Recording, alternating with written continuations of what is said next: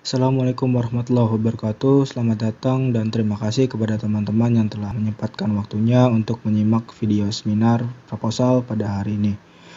Dalam kesempatan ini, saya Muhammad Abdur Saputra dengan NPM 33341700047 akan mempresentasikan proposal penelitian tugas akhir saya yang berjudul Pengaruh Destruksi Ultrasonik dengan variasi kerapatan partikel dan rasio diameter transducer reaktor pada barium hexaferrite dopan MgAl terhadap nilai reflection loss-nya. Sebelumnya, saya ingin mengucapkan terima kasih kepada Ibu Tripartuti selaku koordinator seminar proposal dan kepada Ibu Erlina selaku dosen pembimbing saya yang telah membimbing saya dalam penyusunan proposal ini. Dalam presentasi kali ini, outline yang ingin disampaikan yang pertama adalah pendahuluan, yang kedua tinjauan pustaka, yang ketiga metodologi, dan yang terakhir referensi. Penelitian saya ini dilatar belakangi oleh beberapa hal, diantaranya yang pertama yaitu perkembangan zaman mengakibatkan penggunaan alat elektronik yang semakin tidak terkontrol. Pancaran gelombang elektromagnetik yang berlebihan menjadi masalah serius di berbagai bidang, mengganggu kinerja perangkat elektronik dan mengancam kesehatan manusia. Gelombang elektromagnetik banyak digunakan di berbagai perangkat teknologi, seperti radar yang digunakan dalam keperluan militer, sehingga saat ini dikembangkan material absorber sebagai material anti-radar untuk permasalahan keamanan tertentu. Pada 2018 juga terjadi pelaporan kebocoran informasi yang diakibatkan oleh alat berbasis gelombang elektromagnetik yang memperkuat alasan untuk pengembangan material absorber. Rumusan masalah pada penelitian ini yaitu barium hexaferrite merupakan material magnetik dielektrik yang dapat dimanfaatkan sebagai material absorber dengan merekayasa nilai reflection loss-nya. Dalam merekayasa barium hexaferrite dapat dilakukan dengan penambahan dopan berupa ion magnesium dan aluminium dengan komposisi tertentu, juga dengan melakukan destruksi ultrasonik, dalam hal ini memvariasikan kerapatan partikel dan rasio diameter transducer reaktor. Penelitian ini bertujuan untuk mengetahui pengaruh kerapatan partikel dan diameter transducer reaktor terhadap nilai reflection loss pada barium hexaferrite. Adapun ruang lingkup dari penelitian ini dilakukan di Laboratorium Metalurgi FT Untirta. Pembuatan serbuk barium hexaferrite dilakukan menggunakan High Energy Milling dengan metode wet milling, melakukan destruksi ultrasonik, dan melakukan 3 karakterisasi, yaitu XRD untuk mengetahui kristal yang terbentuk, VNA untuk mengetahui nilai reflection loss, dan PSA untuk mengetahui distribusi partikel. Kemudian, hipotesis saya untuk penelitian ini yang pertama, semakin kecil kerapatan partikel akan menghasilkan ukuran partikel yang semakin halus, sehingga dapat menurunkan nilai reflection loss-nya. Kemudian untuk diameter transducer reaktor dengan rasio semakin kecil akan menghasilkan partikel yang semakin halus, hingga dapat menurunkan nilai reflection loss-nya. Material penyerap gelombang mikro atau microwave absorber bertujuan untuk mengurangi radiasi gelombang elektromagnetik yang berlebihan, bahkan menghilangkannya hingga 99,99%.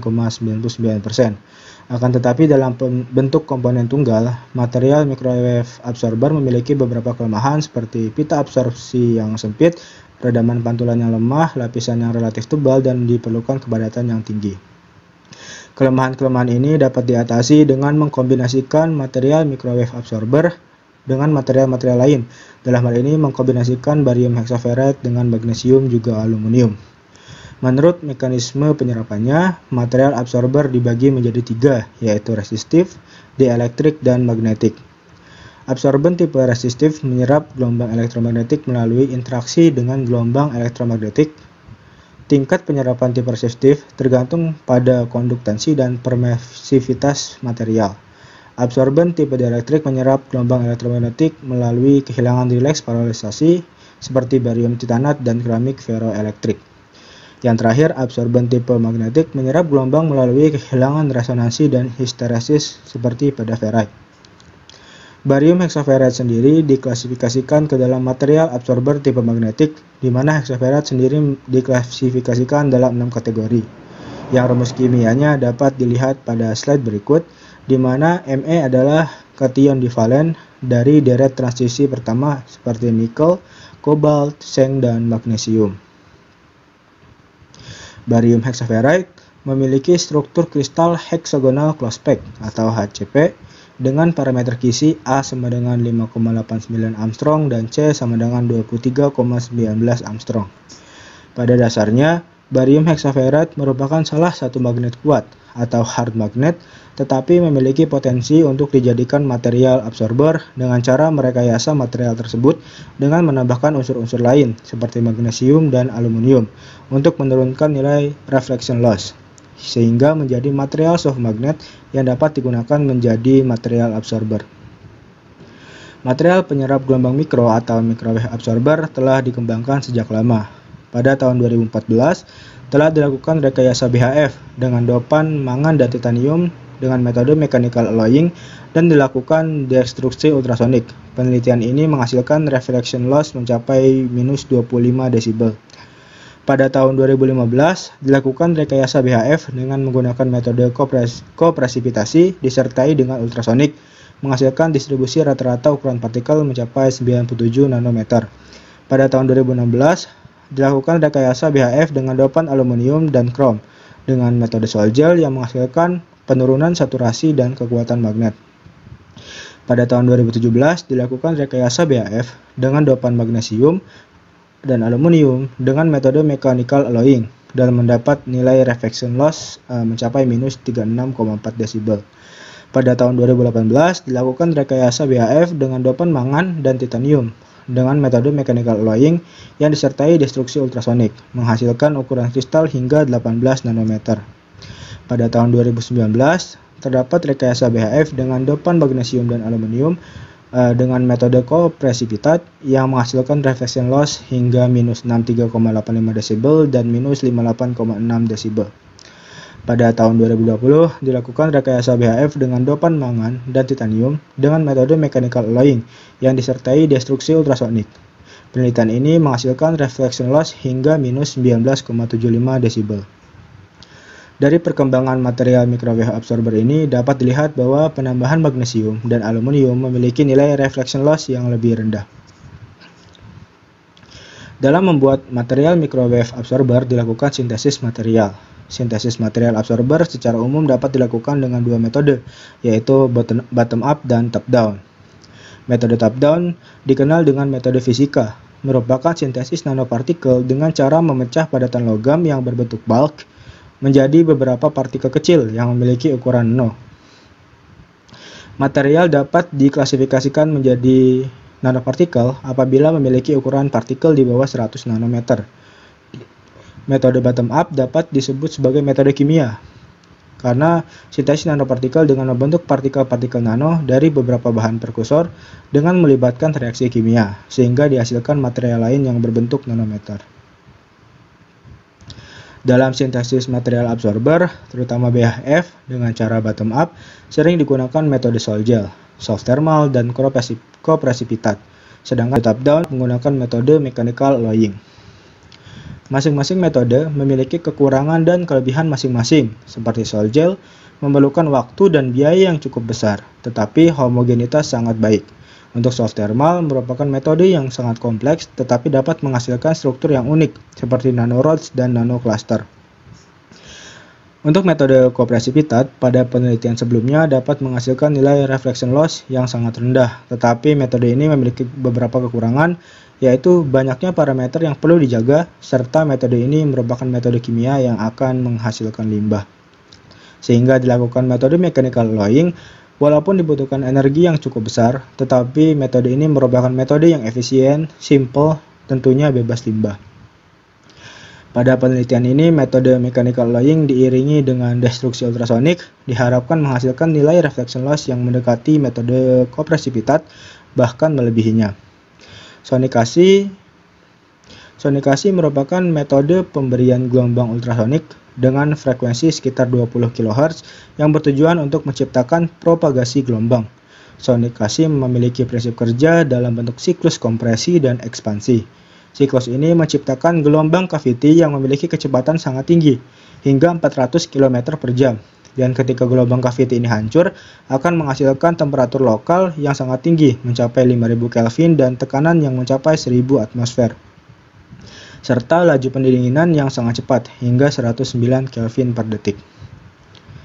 Pada gambar ini terlihat bahwa gelembung semakin besar beriringan dengan waktu kompresi dan ekspansi yang mengikuti amplitudo gelombang ultrasoniknya.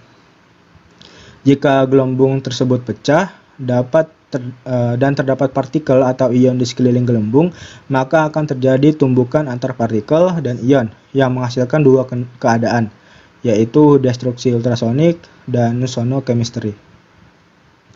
Sonochemistry dalam reaksi kimia menghasilkan peningkatan kecepatan reaksi, meningkatkan reaktivitas, dan meningkatkan kinerja katalis. Sedangkan destruksi ultrasonik menghasilkan pengecilan ukuran partikel. Dalam destruksi ultrasonik, terdapat beberapa faktor yang mempengaruhi hasil atau output dari ukuran partikel, seperti waktu, amplitudo, kerapatan partikel, dan penggunaan surfaktan.